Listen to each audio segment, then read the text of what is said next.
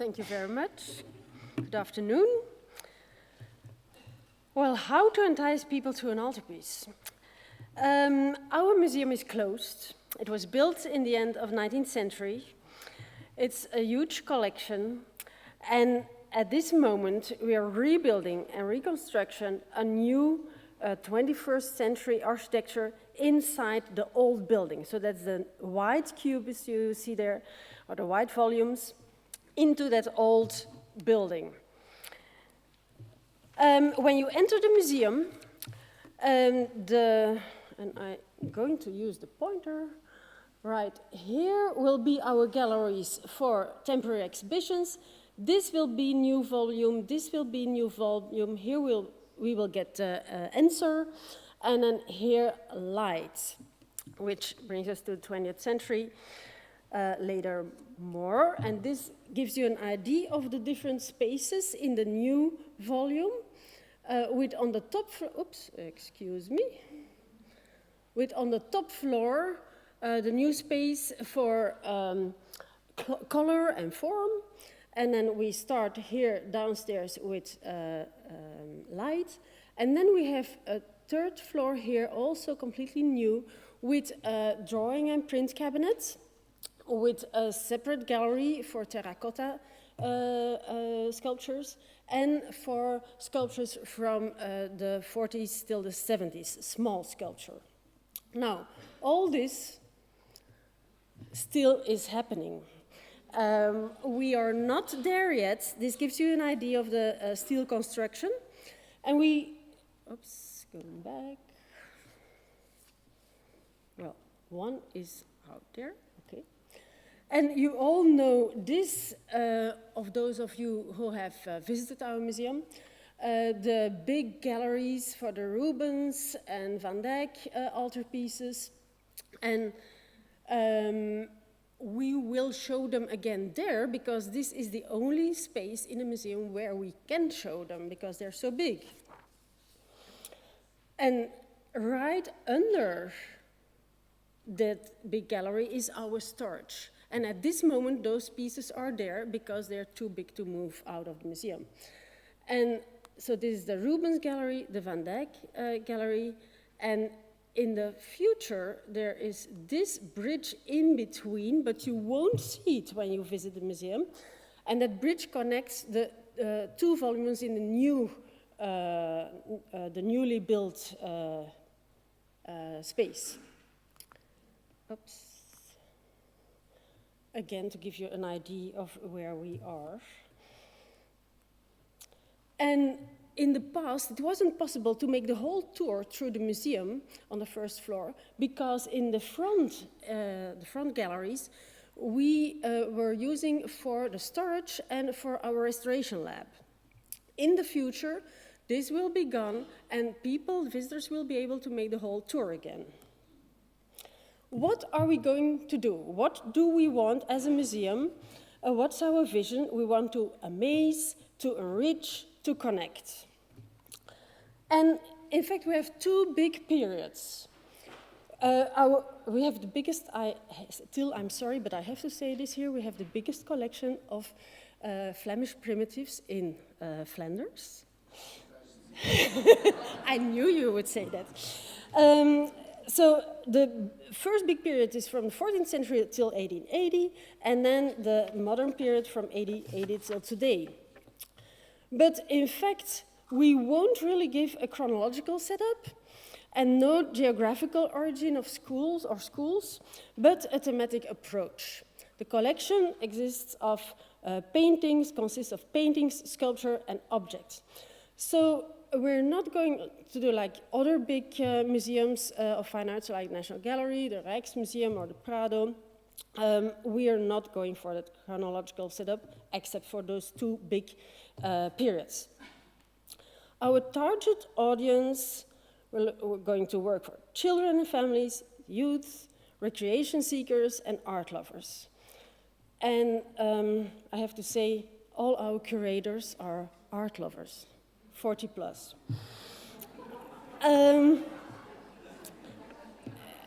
We're going from information to different layers of storytelling. And we're in the middle of the process of what are we going to do?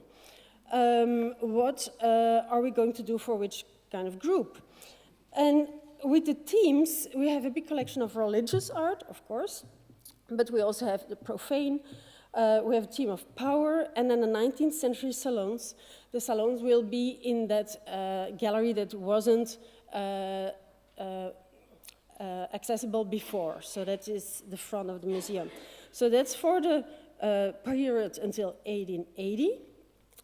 And then James Ensor will be the overgang from the old art to the modern art, and there we'll have light, color, and form. Because the artists at that moment, they worked with light, color, and form as such, and not like the old masters did, they used it as a message. They brought a message and used light, color, and form to bring that message. This is just to give you an idea, and here, this is where the 19th century art will be. So it's the whole, you can walk around again like this. And I will focus here now on the religious art. This is our introduction gallery. So you come up here from the Keizershal, you come here, and this other area here is a studio where people can be active. I'm not going to talk about that. And the main thing we want, and other people have told that as well, is looking. We want our visitors to look at art, not to look at their iPad or another tool in their hands, and we will help them to look and to understand and to enjoy.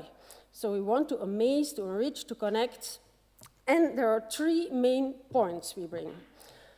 And it's contextualiseren, actualiseren, internationaliseren. So we give context, the context information of the object, and we bring the object into the present, so what is our context today, and then we look at it internationally. What is the position of Antwerp at that moment? It's also the story of European paintings. So those are the three big issues. And I'm giving here the example of the visit to Rubens' grave in a St. Jacob's Church in Antwerp. It's a 19th century painting, and it brings those different points together here. And it will be on show in the introduction gallery here, while here then you will have Rubens and the saints. And I'm going to start from here to give you an idea. No, sorry, I'm first going to show you those. Because for the Rubens and those big altarpieces, these three, they were originally from St. August Church in Antwerp. The church still exists, but honestly speaking, those paintings cannot move out of the museum anymore, so which is lucky for us, because we can keep them there. And what we're going to do is give the context, and also make sure people can be able to go to the St. Augustine's Church, because there it's now music used for concerts. And so we're going to contextualize it here, and also we will bring sculpture together with the altarpieces. In the past, we didn't have so much sculpture in the collection or in the galleries, and here we also will internationalize. We will combine it with Spanish 17th century art. So the Netherlands and the Spanish art will be brought together here. Another example of those big Rubens paintings, and another example of what we bring together, like this Pedro de Mena, the St. Francis of Assisi, together with Rubens' painting of the Communion of St. Francis of Assisi.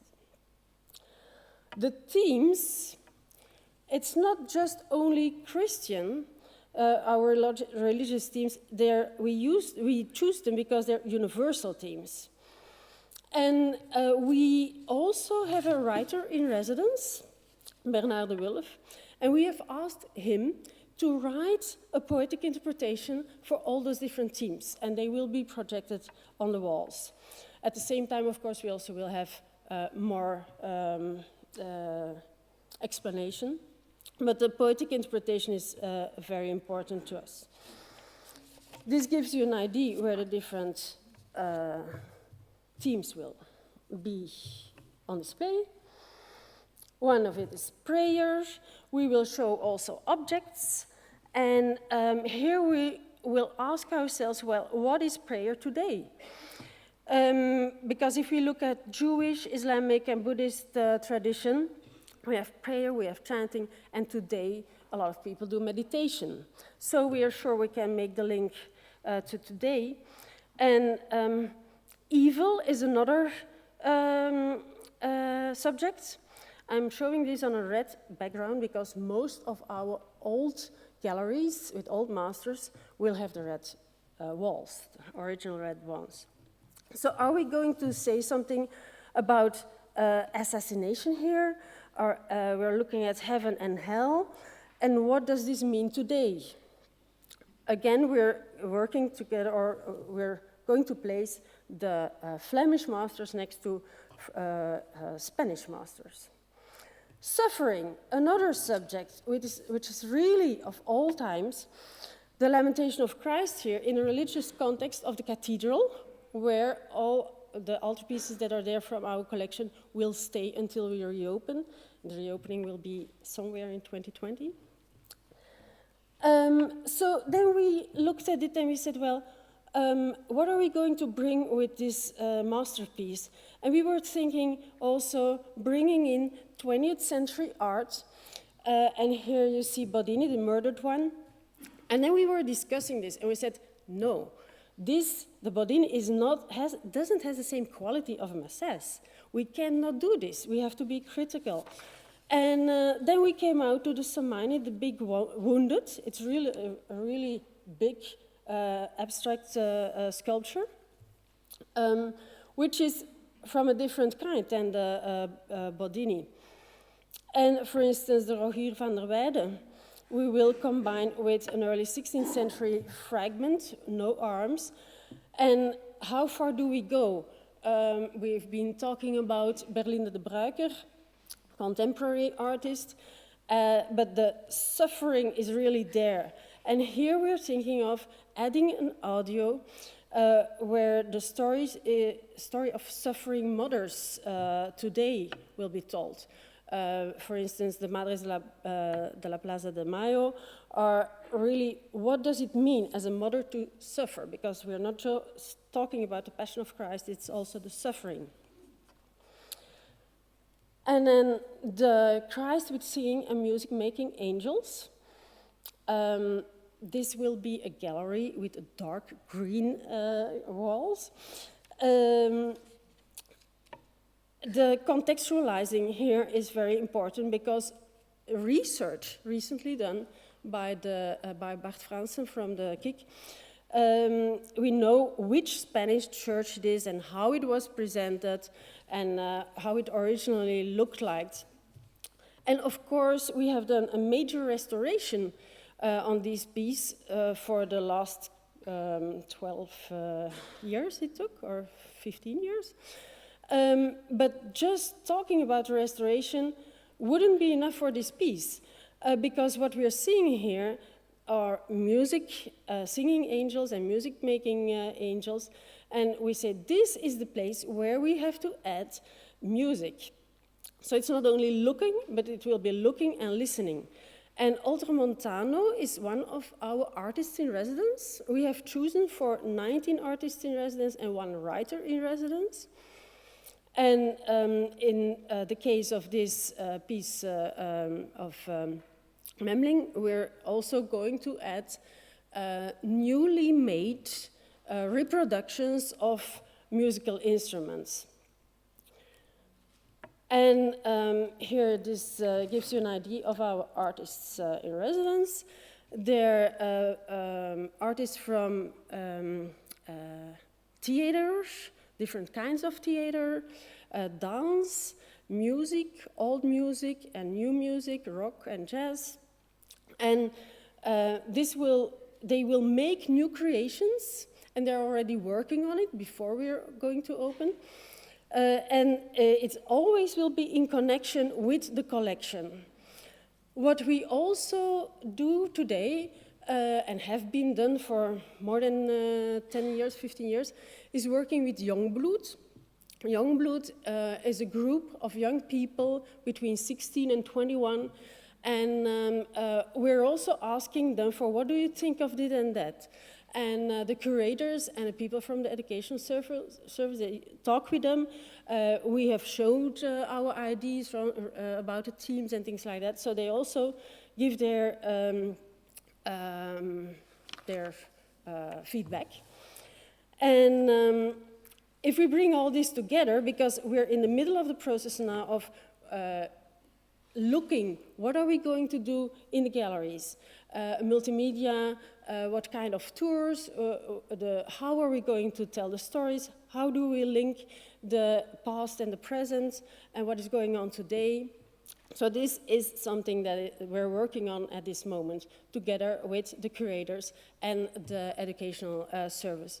And that all because we want, in the future, when you come, that we can amaze you and reach you and that we can connect. Thank you.